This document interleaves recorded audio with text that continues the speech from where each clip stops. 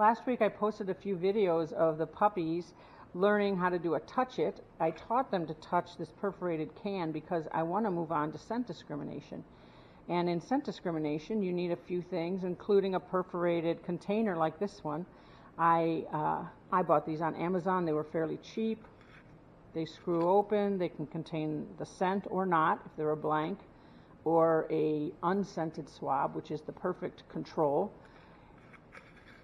These are very big perforations. Dogs don't need this big of space to be able to scent something, so you'd have to be careful with this big of a vessel to put a very small amount of scent that the dog's going to detect. More scent is not always better for the dog. It's usually worse. They have an incredible sense of smell.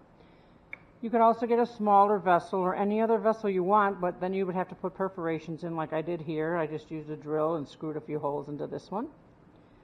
I also like to use this is an aluminum cup. I like this because you can ask the dog to actually stick his nose inside of here. I would start that by just putting a treat in the bottom. Even if he couldn't reach the treat, if he put his nose in, I would reward him for that, so that he starts out learning he's got to stick his nose in to a vessel. So you have to have a vessel, and then at some point you want to move from just a single one that they are touching or detecting to a blank or a control. So I got this lid off of a broken box I had, and I attached these Velcro stickers so that I can attach at least two when I present it to the dog. One would have the scent in it, one wouldn't have it, and I'd present it, and I just wouldn't reward him if he put his nose up to the one that didn't have the scent, and if he puts his nose up to the one with the scent, I will reward him, and he will actually learn very quickly that the scent association is when he gets the treat. It's a very simple process. So you can put a third one up as well. You want them to look similar, but I would not put them like this. I would always have two farther away when I first started out. I also put the Velcro on the bottom of the cups so I could put two cups instead of those containers. Super easy. The other thing you need is potentially in a situation like this, I don't want to have this scented swab just loose in this vessel. So I bought little plastic jars, or you could get your own in your house somewhere that were used for something else, clean them up. And I just perforated the lid of this so that I could put the scent swab inside of this,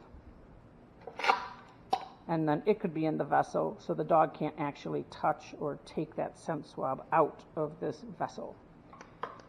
And next you need obviously some swabs. They usually recommend organic ones, special ones, fancy swabs that are going to be the cleanest in terms of other scent. They also usually recommend tweezers to hold this. I'm going to tell you, my scent is everywhere in my dog's world, and every time I touch something, I'm putting scent on it. So if I put my scent on this, it's no big deal. I just think it would be better as an experiment is you put the scented one and the non-scented one in the two vessels. And my hands can be on here, but this one would have a scent and this one wouldn't in terms of the scent oils. So let's talk about scent oils. Anything you want could be the scent. I mean, if you were a police officer training a detection dog for drugs, you would get some artificial cocaine potentially. But I have canisters that I use to hold my bottles of essence oils. This is birch. Birch is the most common one used for nose work if you ever wanted to do competitions.